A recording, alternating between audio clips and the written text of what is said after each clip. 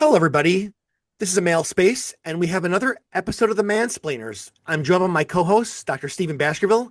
Stephen, who do we have here today, and what will we be talking about?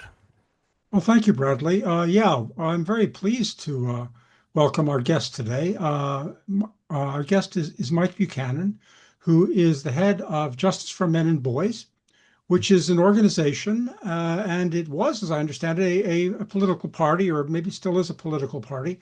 One of the few uh, that has formed for men's issues. There have been a number of them over the years. This is a subject on which I have a soft spot. I've served as the president of the American Coalition for Fathers and Children for 2 years.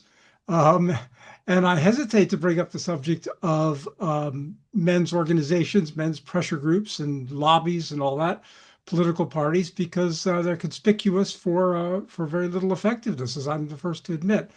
But I thought maybe we'd welcome Mike as the under this title as the president of Justice for Men and Boys, and he does deal with just about every other issue in one way or another. He's hosted a number of important conferences in both sides of the Atlantic over the years, and he and people that attend the conferences and work with him do address just about every issue in one way or another that faces men today. So, Mike, welcome to the show. And did I get your biography and your organization correct? Yes, indeed, Stephen. Thank you. Yes, Justice for Men and Boys, we launched as a political party in 2013. Gave it a decade of our best efforts, but put heart and soul into it for 10 years. But by 2023, I think we'd all recognized that it hadn't got traction as a political party. The political system in the UK is first past the post, which is, it's just notorious for being very, very tough on smaller parties. So we wrapped it up in 2023, but continue our work of campaigning for men's and boys' human rights, and with as much energy as ever. And as you say, Stephen, we're known for campaigning on many issues, and we have. I think I hosted most of the ICMIs, the international conferences on men's issues, and I have behind me a backdrop relating to the 2022 online conference with 24 issues on it, almost all of which we covered in that conference. I can't remember if that's the one that went over 3 days, 24/7, 24 hours a day for 3 days, nearly killed us. But we had 72 speakers. Anyway, but yes, no, thank you for your kind words, Stephen. Yeah, I don't want to dwell on this too long, but do you have any thoughts just initially why it is? I mean, we've seen these organizations come and go. There was in Britain, of course, there's the notorious uh, experience with Fathers for Justice, which was, as I understand it, I knew the head of that fairly well. As I understand it, it was destroyed. Basically, it was infiltrated and destroyed by the state, by the British government, quite intentionally. They were, of course, one of the few to actually get notoriety with their Superman and Batman stunts in public, and they got a lot of they seemed to be on a roll, and then they were just quite they're kind of the exception that proves the rule, because the British state just came down on them and destroyed them. So I don't know, maybe we shouldn't be training for pressure groups or lobbies as such, but organizations are still good as pivot points and as media conduits, perhaps, for informing men first of all, and then the general public and so forth. I don't know. Just wondered if you have a few thoughts about that. Yeah, very, very good question, Stephen. I mean, I think we recognized, well, in fact, quite early on, we got some coverage from the BBC, both TV and radio, to my enormous surprise. And I think a week after launching J4MB, I was on a BBC Radio 2 program with Jeremy Vine, I think it was. Yeah, Jeremy Vine, with 7.5 million listeners, quite remarkably. Hmm. And the appalling Laura Bates, who would need no introduction for British viewers of this video. Yeah, so we had it for a time. The rest of them, very little from the rest of the media. And I would really struggle to think of an occasion since 2013 that we've had any exposure in mainstream newspaper titles. Yeah. It's been close to zero. And it's interesting that the people who do get a bit of coverage, I mean, in the US, I'm a huge admirer of a guy called Brother K. Surely the world's most well-known intactivist. I think or campaigner against male genital mutilation. And they often get into mainly local newspapers because they have I don't quite know what you call it, but they wear white cotton suits with around the groin area red paint. And it's very, it's very powerful. And I Graphic, think, yes. yeah, and I think that's a large part of why they've had, and they've kind of got outside the box, and they campaign, they walk across the country. He's just one of he's a huge hero and a real street campaigner. I mean, if there's something that I think MRAs have been rather guilty of for decades, it's of limiting their campaigning to typing away on computers rather than getting out onto the street. And which I think is part of why have men's organizations not really got further. I don't think men are reluctant to get out on the street. We used to campaign against MGM, male genital mutilation, every weekend, every Sunday, I should say, at Speaker's Corner in Hyde Park in London, a famous place for protest. We would sometimes have 2 or 3 people. This is a city of 12 million people, and I would appeal, for people to come and we had good numbers of subscribers, in the thousands, and I guess they thought, no, I'll watch the football or I'll do whatever it was. I mean, perhaps it required somebody with the X factor, someone like Nigel Farage, let's say, who has the common touch. But then again, he campaigns on issues that a lot of people already feel strongly about in the first place. But we'll hopefully talk about why public awareness of all these. I always do that. All these issues is so low. It's quite astonishing. Public awareness, including among men, men's issues is remarkably low. I mean, sometimes I would start speaking to a man at Speaker's Corner, and they would kind of roll their eyes. And as they were turning to go, I would say, "Are you not interested in men's issues?" And they would turn around and say, "No," and walk away.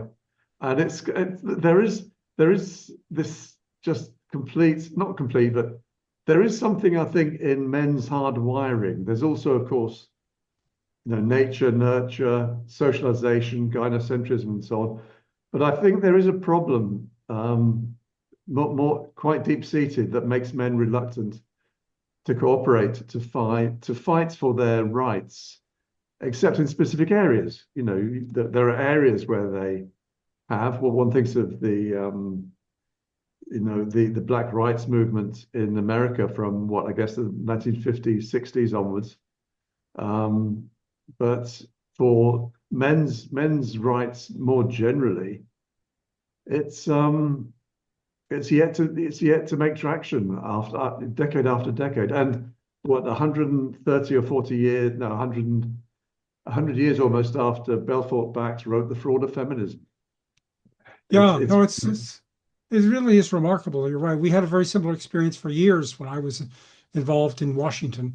We would have a rally every year on Father's Day, and we'd have some very eminent speakers, some of the top people in the movement, and we would get I think the best we had, maybe we had 100 people at one year, and it was just, and of course, no media coverage at all, as you said. Let's talk a little about the media, because you brought it up about the BBC, and there have been some um, uh, efforts, as you say, you were on a big show. I've been on a couple big shows. I flatter myself that back in the when was it? It must have been the early first decade of the century.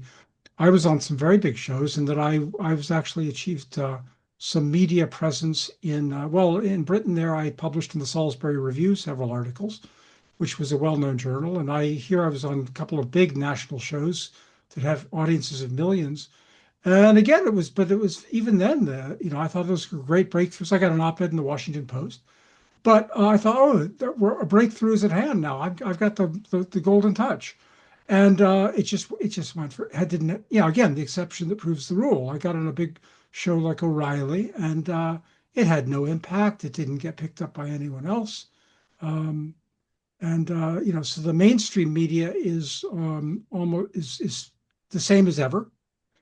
Now, nowadays we have so-called alternative media on the social media, on the internet, like Unheard, you have there in Britain, where I don't know where Quillette is located, or some of these others, Spiked, Trigonometry, some of these others, but they don't seem to be a whole lot better than well, I think in some ways they are the new mainstream media, aren't they? I Or, think you're absolutely right. I mean, I'll talk about mainly about British media, Stephen. So I apologise to any viewers who are not familiar with these. But I personally subscribe to four British newspapers online. The Times. It always amuses me when people think of the Times, or I know Americans tend to call it the Times of London, I guess to distinguish it from the New York Times. But it always amuses me and amazes me that people think it's a right-wing newspaper. I mean, you have to be a Guardian reader, I suspect, to think that. It's been described as achingly liberal, and it is. It is regularly full of articles. I mean, it just does nothing to support marriage or the family. It's appalling. But all four titles, um, the columnists. I mean, well, I'm not personally aware of an anti-feminist columnist in the mainstream media globally, when it comes to newspapers. But I mean, the four titles: so the Times, Telegraph, Spectator, and the Mail. Julie Bindel, who is probably the best known British radical feminist, a lesbian, what are the chances? Um, Regularly writes for all four titles. Never, and you'll have in the comments sections lots of kickback from Times readers and Telegraph readers, but that never translates into an opportunity for someone to write a countering article. Even when like 90% of the comments are saying Julie Bindel is talking rubbish, this is the truth about, let's say, domestic violence. And I'm personally banned. It's almost a badge of honor, actually. I'm personally banned from commenting at the Times or Telegraph because of I'm almost sure because of pro-life comments that I've made, and I guess other commenters would have complained about that or and reported it. just to make so people know, the Telegraph is basically the newsletter of the Conservative Party. So it's Well, it's a it's it's interesting, Stephen. Yeah, historically, you're absolutely right. Um, but increasingly, the mouthpiece of Nigel Farage, who's my great is a great political hero of mine. I mean, to me, the great three politicians of anything like modern times of Charles were Winston Churchill, Margaret Thatcher, and now Nigel Farage, the extraordinary man behind Reform UK, behind Brexit, of course, which wouldn't have happened without him, and quite possibly, or some people would say probably, the next British Prime Minister, when, boy, is life going to get interesting. Yeah, I hope so. The Spectator is interesting. I mean, reliably right wing on issues other than gender issues, Yeah, yeah, which is true of I some others. found this. It was bought 200 years ago by a guy called Paul Marshall, who's close to being a sterling millionaire, a pound millionaire, a billionaire, hedge fund owner, who actually already owned Unheard. And the driving people behind Unheard are feminists. And again, what one finds that commenters can tear apart pieces written by feminists, but it never translates into a platform for anti-feminists. I Yeah, mean, it's an exercise in utter futility. But as you can imagine, I've spent time asking these publications if I could write articles. And apart from actually the International Business Times, oddly, some years ago, never got there. I actually got a contract from the. Can I just roll this one because it rather amuses me. The International Business Time took me on to do a piece every 2 weeks, saying that they had three feminist columnists. Laura Bates, God help us, was one of them, I recall. And they wanted, but for balance, an anti-feminist. So I duly did a piece. One was about male genital mutilation, I seem to recall. One was about women on boards. I have a website called Campaign for Merit in Business because as far back as 2012, there was clear evidence from studies that there's a causal link between increasing gender diversity on boards and corporate financial decline. And I presented that evidence to House of Commons and House of Lords committees. Anyway, so I was told that the International Business Times were very happy with the articles, and then after my third article, I think it was, I had a letter from the guy who'd taken me on, and he was very apologetic. He was very embarrassed. He said, "I'm sorry, but we're going to have to end this arrangement because of complaints.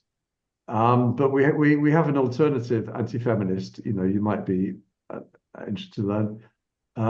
Ali Fogg. Now, Ali Fogg, I don't know if you know of Ali Fogg. He's a guy, a very left-wing Guardian columnist. The idea that he was going to rail against feminism was just a joke. Hence, they were balancing three female feminists with a male feminist. So there we go. That's anyway. I've lost my thread rather, but I think you're making the point, Stephen, that these alternatives and because I mean I guess I tend to think of the mainstream media as the commercial media, but there's a kind of grey area below that at which I guess some of these organisations make money, but they're quite big, they're influential. So the four that came to mind for me when I was preparing for this was Unheard, Quillette, Spiked. The former editor of Spiked, by the way, Brendan O'Neill, once called MRAs the faintest stars in the political firmament. So I don't think we can expect too much from Brendan. And then Trigonometry. Now, Trigonometry, the main guy there, Constantine Kissin, is a popular figure in the UK, but he seems to know nothing, I mean, literally nothing about gender politics.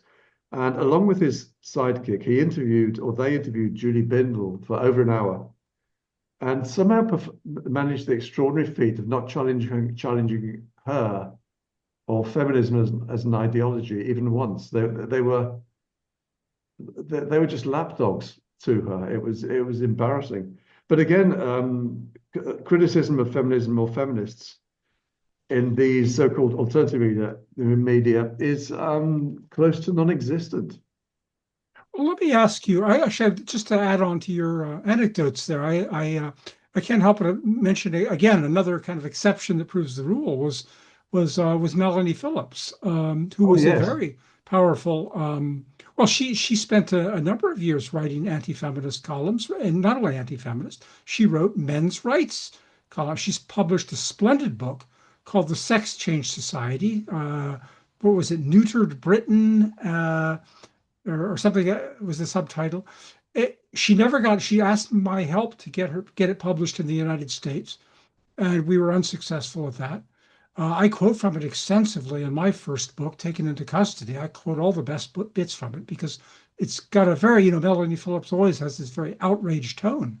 And she applied it to the injustices that men face, especially those of the family courts and child custody.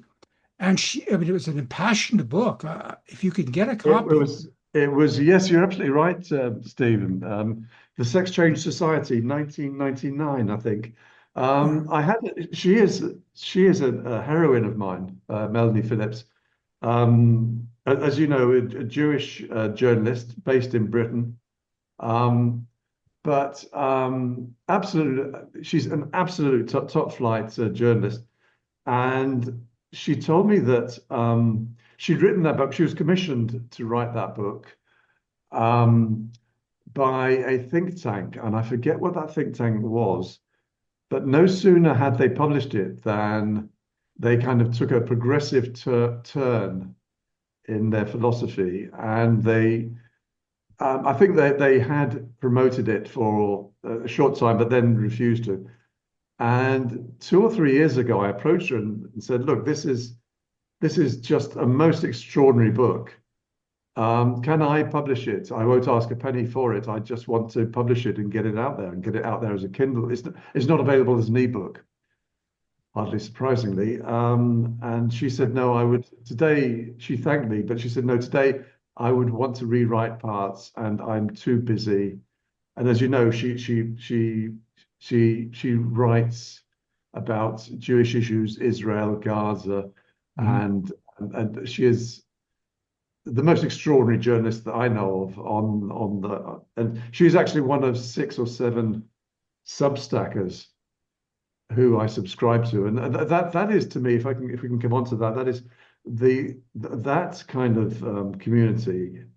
I'm a big fan of Substack, and I probably I wish more people would subscribe to them. I subscribe, I think, to 6 or 7 Substackers. So Janice Fiamengo, who to me is the gold standard on gender issues, an absolutely extraordinary woman. But in addition to that, Bettina Arndt, who's in her 70s, but the most energetic and probably impactful MRA in the world, an Australian woman. Um, and others that I think you've interviewed for this series, you guys, Hannah Spear, Lisa Britton, Paul Elam, Tom Golden. Men are good, and very. I mean, they're all amazing Substacks. All and yours as well, of course, Stephen. Didn't want to omit you.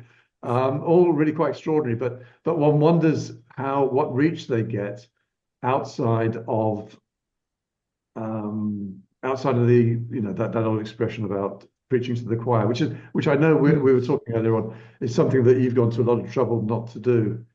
And I think MRAs, including myself certainly, are guilty of remaining in their comfort zones, and hence tapping away on computers rather than getting out on the street and really doing the things that might reach people who are not otherwise being reached. Yeah, I think that's an important point that you touch on there. Bradley and I have both been very concerned about this preaching to the choir, which quickly descends into, degenerates, I should say, into, complaining, self-pity at its worst. Mhm. And it's been a big hurdle. Although I think it's fair to say that nowadays there's more awareness of what's going on among young men, for example, in the divorce courts and the marriage strike and all that, that Helen Smith has talked about. She's been on the show. So there is the news that the truth has trickled down through various means to a lot of men, and yet it's no more um, discussed in the mainstream media or the than it was 25 years ago when I started on this stuff. I mean, the general awareness improves, but the outrage and the idea that we should reform anything or change anything legally or politically or is no further along than it ever was. In fact, the exception again, another exception that proves the rule is Tucker Carlson's recent Mm. film, I mean, that film could have been made in the 90s. That's classic tradcon rubbish, if I may say so.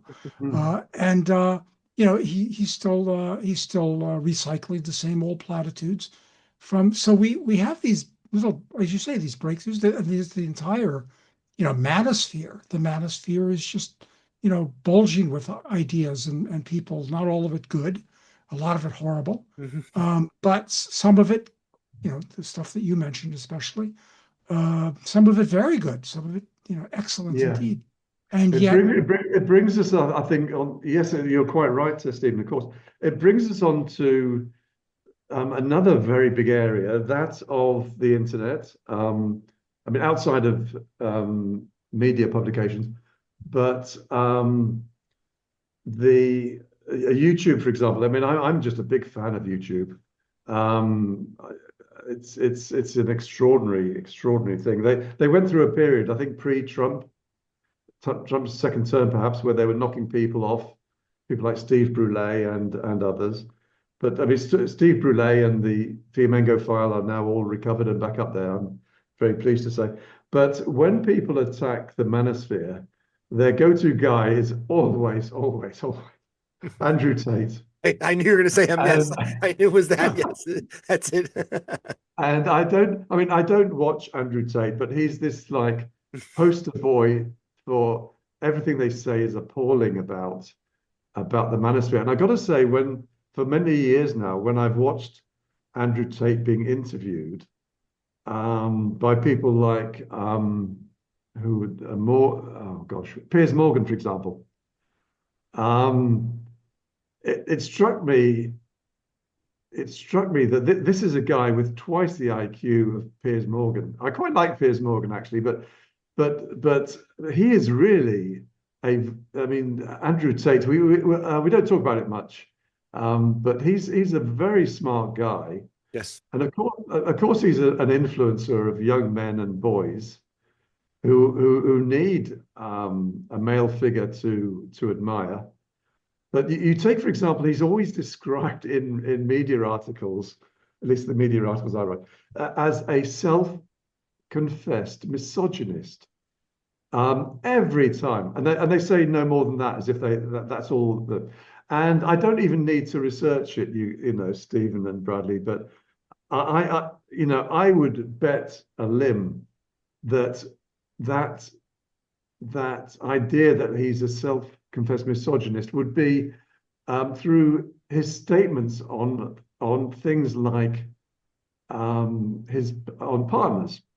So he'll say, for example, if a woman says to him, let's say he's willing to be a partner, um, he'll say, oh, sorry, and specifically says, I want your protection.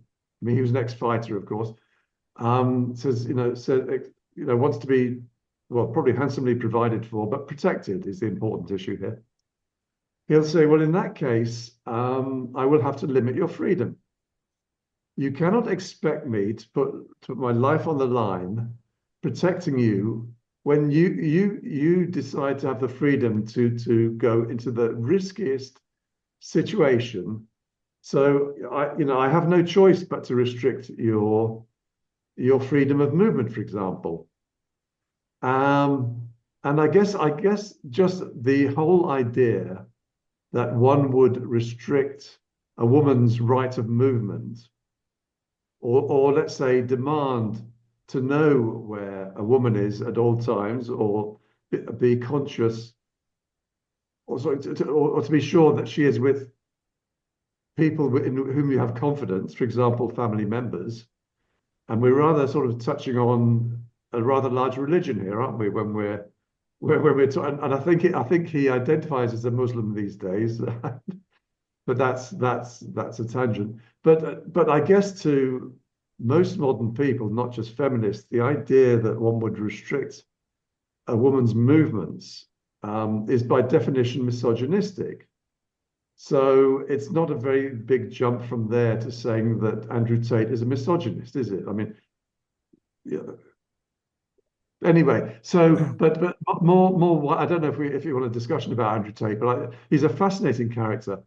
But he's like a stick that the manosphere is beaten with without justification. But you know, if you take, I mean, even if we limit ourselves to YouTube, YouTube is very much part of why we, I mean, say we people in general, I think, certainly including myself, tend to live in echo chambers. I mean, every day I get recommended videos by YouTube of people that I've clicked on. So, for example, there's a Conservative politician, no longer an MP, sadly, by the name of Jacob Rees-Mogg, who was described as, his nickname in Parliament was the Minister for the 18th century. And he's very much he's a wonderful guy, a very traditional Catholic, pro-life and so on. But I mean, barely a week goes by, certainly, that I don't link to one or two of his latest videos. But YouTube has never recommended to me a video by, let's say, Julie Bindel or Laura Bates or any feminists. And I guess by the same token, if someone is of a progressive or feminist mindset, they will never find a recommendation from YouTube for a video from you, Stephen, or from me, or from Paul Elam, or certainly Andrew Tate. So we all live in these bubbles, and I think it accounts to an extent for the utter bewilderment that we sometimes experience. I often think, how in God's name can somebody believe the shit that they're coming out with? I mean, but they're saying it quite sincerely, especially, you know, progressives in general, I guess, but the more extreme feminists, I guess they live in the extreme, you know, radical feminist bubbles, including that. I'm thinking of the Egyptian woman who, I mean, there are women, and have in the past been women. Kate Millett comes to mind, who wrote a book that is still in publication, The Scum Manifesto, The Society for Cutting Up Men. Yeah, I remember that. Around 1970, still in, but you can buy it, by the way, in Amazon in multiple languages. Whereas I think there's a book you can get from Google Books and a few other places, but not on Amazon. Amazon pulled this book years ago, and I think it was on the 50th anniversary of its publication, and I just love this book. It's The Manipulated Man by Esther Vilar. It is a work of utter genius. It is also laugh out loud funny. Yeah, I have it. Yeah, it is so funny. Yeah. But by God, she tells, and she's that rather unusual thing. She's a German Argentinian, but when she wrote that book, she got death threats, but she got in the mainstream media for a time. I tried to track her down. She apparently lives in Germany, but I don't know that for sure. And for 10 years, for 10 years, I tried to track her down so as to get her to speak at one of our conferences, without success, I'm sad to say. She'd be in her 80s now, I think. Yeah, she certainly had death threats, as did Erin Pizzey, of course, who again is somebody who had some media exposure back in the day. She still every now and again gets a little media exposure, but it's a fraction of what it should be. But she's very unwell. So, but even in her heyday, in recent decades, she didn't have the exposure that she should have had.